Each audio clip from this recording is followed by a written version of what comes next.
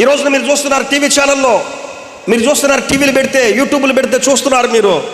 ఒక వ్యక్తి అద్భుతం చేస్తే అది యూట్యూబ్ ఛానల్లో పెడుతున్నాడు, గొప్ప కార్యాలు యూట్యూబ్ ఛానల్లో పెడుతున్నారు.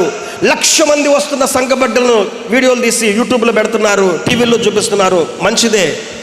ఆ జనాలను చూసి వెళ్ళే వాళ్ళు ఈ రోజుల్లో చాలామంది మనం చూస్తున్నాం కదా. హాళ్ళు నిండిపోతున్నాయి, వాళ్ళ చర్చిలు నిండిపోతున్నాయి, అద్భుతాలు చేస్తున్నారని, పెద్ద జనాభా వచ్చిందని అన్నీ నిండిపోతున్నాయి.